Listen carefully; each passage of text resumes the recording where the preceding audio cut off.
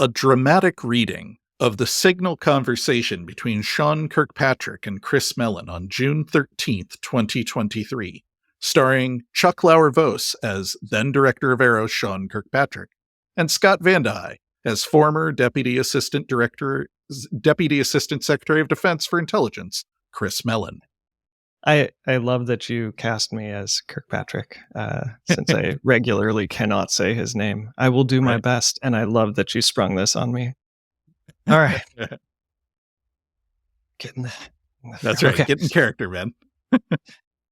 Grusch has made claims that he's contacted us, and we've never responded. That is just not true. He's also made claims that we don't have access to investigate his claims. That's also not true. If I recall correctly, you indicated he refused to come talk with us, and you're quoted as suggesting as such. I'd suggest you emphasize the need to come speak with us. You have the contact email. Hi, Sean. Do you have a specific example of Dave claiming he's contacted AARO and your office refusing to respond? That sounds strange to me, as during a conversation yesterday, he told me AARO was not a lawfully designated recipient of his whistleblower info, hence his reason for not contacting AARO. I also don't recall saying Dave refused to come talk to AARO.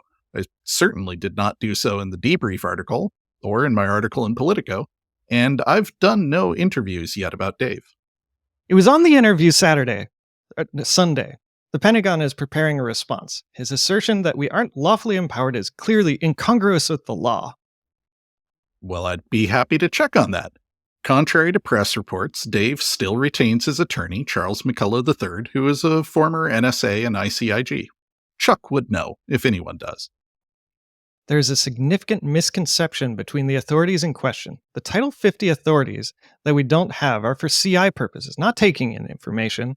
The law is very clear about that. If he has concern, he should have his attorney discuss it with the Office of the General Counsel, OGC. We've had many people come share appropriately the information they have from various places. Chuck is wrong if that's his advice. I'll be happy to raise that with Dave and get back to you. If nothing else, he needs to contact us and we'll introduce his attorney to OGC.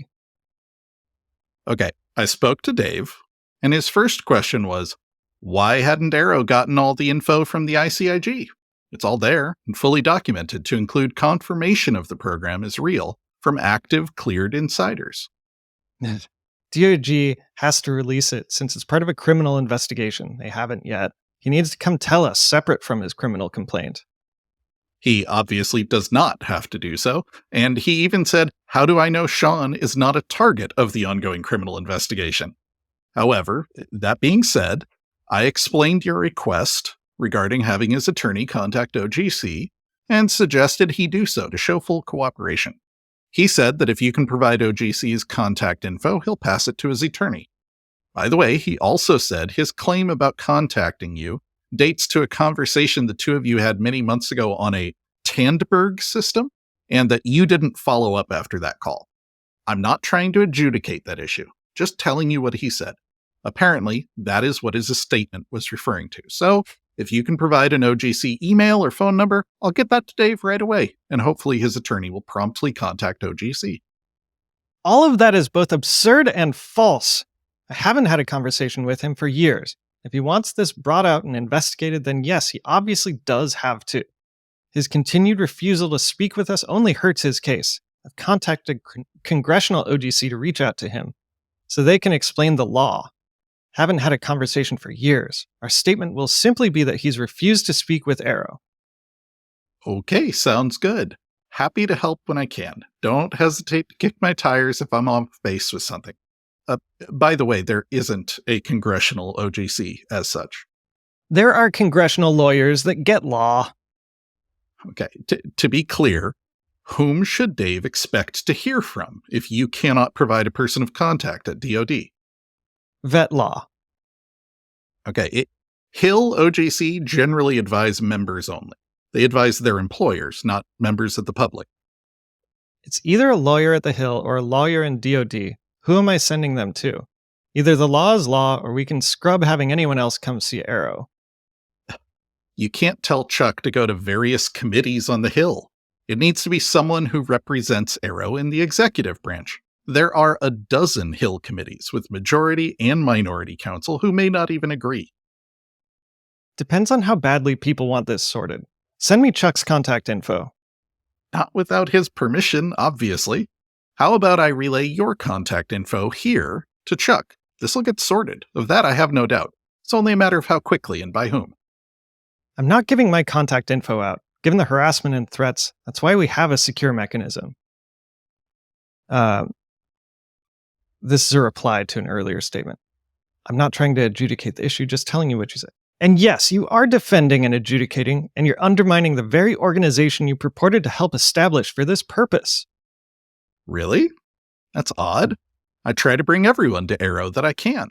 I'm trying to help put Dave in touch with your GC, if you can provide simple contact info. I'm not judging the claims between you and Dave, and have not claimed that his claims are accurate. I've said that he is sincere and credible, and his other claims, which I expressly called allegations, warrant investigation. I have no idea what you or Dave discussed or when, and I'm not taking a position on that. So even if the underlying claim of recovered materials, unfortunately, this screenshot here is clipped. I would love to know what he says in the rest of that paragraph. Dave can now say, Sean has refused to provide me or my attorney the contact info that would allow us to discuss legal concerns that we have with providing testimony to AARO. I am not your enemy, and I'm not saying this to provoke or irritate you. Moreover, having once been in similar jobs, I recognize you have a big pile of work and responsibility on your plate. I only mention this because it seems you must have some legal representation, and assuming they're competent, it seems to me a discussion will help get Dave's testimony into your system. That seems to me it should be a win for all. I've asked OGC for contact info. Great. Waiting to hear back. I will be happy to provide that to Dave and Chuck if you like. I think you have a fascinating and important job, and I want nothing more than to see the process work. Please don't think I'm out to make your job harder. Actually, Dave can't say any such thing, since he hasn't asked me for anything. Only you.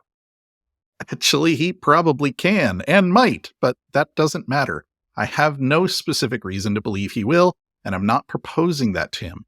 I'm just trying to close the loop and move things towards a good outcome. Thanks.